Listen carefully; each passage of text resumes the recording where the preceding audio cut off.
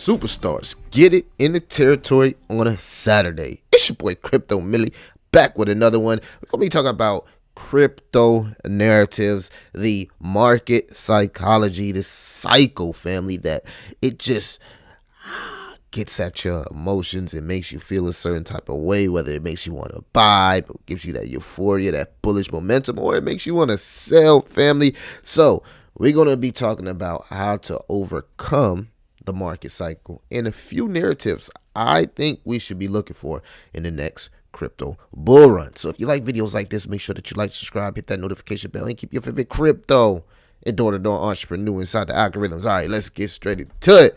Now, you gotta understand the crypto money flow cycle, family. You know, the liquidity, fiat, your cash, straight from the ATM, goes to Bitcoin, it goes to large caps, then mid caps, then the low caps. Okay, now, I don't, let me know in the comments, what cycle do you actually buy for? Because I know we got the real wealthy cats on the channel that buy Bitcoin. You feel me? I know we got, the big dogs that buy the large caps and can get the 10x's and stuff, like, because they're already well off, making over 100,000.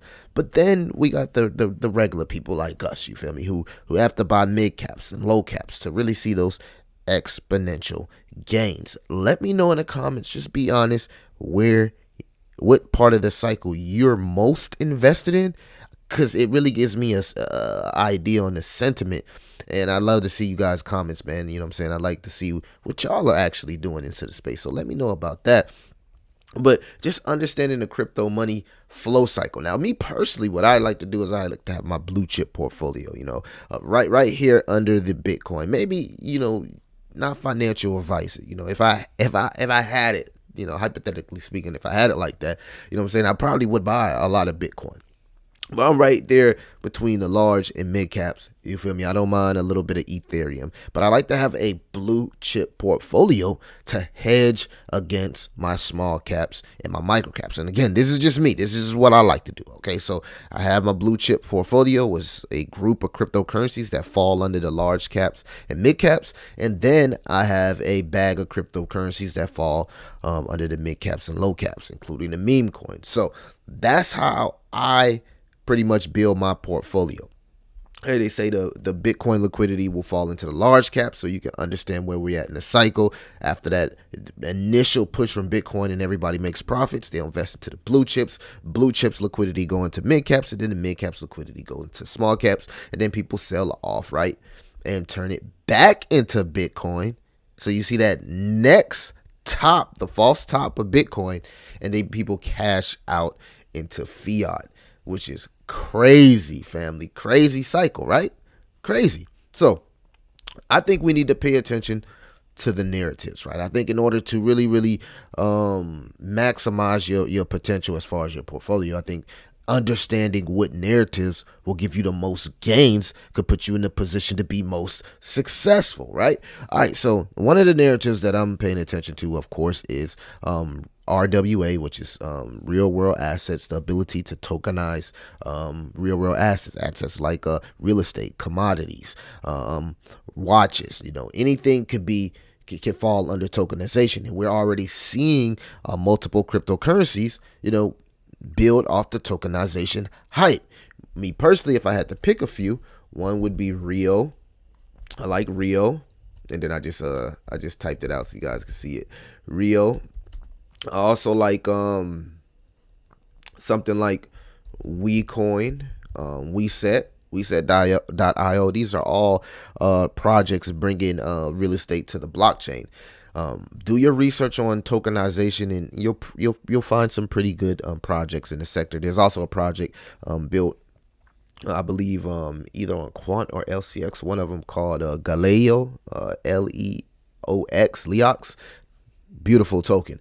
Then you got cross-chain interoperability. Now, it just depends on where you want to shop at with this. I mean, you can go and look at something like Cosmos.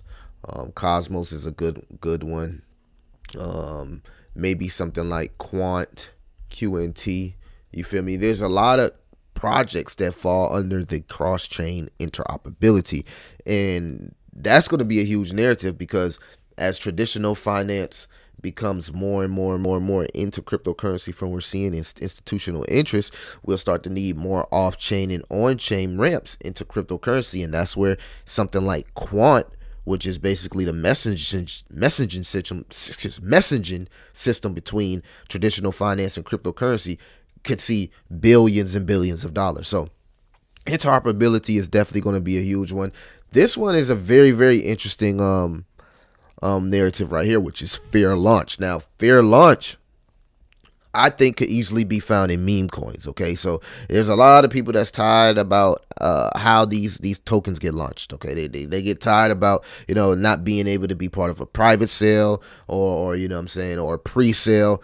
People like fair launches. People like stealth fair launches where things just spread organically and word of the mouth. So I think this narrative, as far as meme coins, could be one of the huge narratives that gives a lot of gains in the next crypto bull cycle. I gotta say that because I know people don't like pre-sales. I know people don't like private sales. People want fair opportunity. Fair launch will be a huge narrative. Then you got DeFi. DeFi isn't going anywhere. We've seen that with Pendo. If you've been following the channel, Pendo's been a good one. Tectonic, we talked about Tectonic, how that could be a future banking giant in the crypto industry because of the lending protocols, the borrowing protocols. Then you got the blue chips like Aave. So a lot of DeFi protocols, DeFi projects.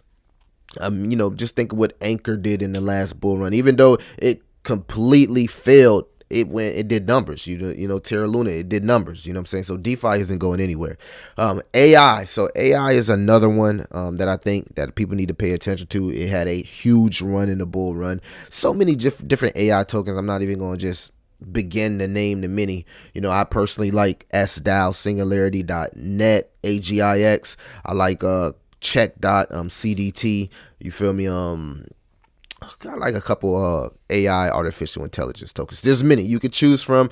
They're all gonna go crazy. I'm not gonna say they all gonna go crazy, but most of them will go crazy because that's how narratives is. One pop, and then most of them, 75% of the other cryptocurrencies, pop as well. They might dump, but they pump. All right, so pay attention to the AI narrative. We talked about this before.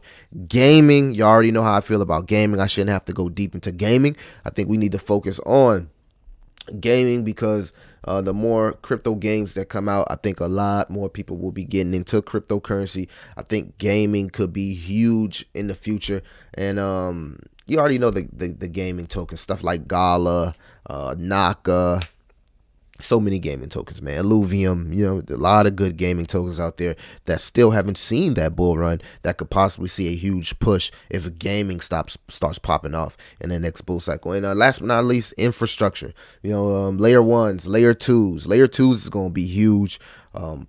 Layer twos are going to be huge, man. Anything that helps, the congestion that's going to be on Ethereum when the bull cycle comes. We just seen the relief rally, how in that last relief rally, how the meme coins was going crazy and the prices for Ethereum was skyrocketing. How you think it's going to be in the bull cycle? So anything that complements Ethereum and makes it easier to use, I think it's also got a nice chance of being huge in the next bull cycle. So as far as the infrastructure, I guess I would look at something like layer twos, layer twos, Optimism.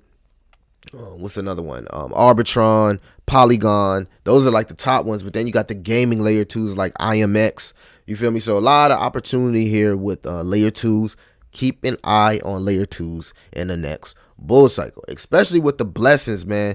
The blessings of Larry Fink. It was just huge. Larry Fink will create FOMO. But I'm gonna keep an eye on these tokens. So you see, I was doing some research here on Injective.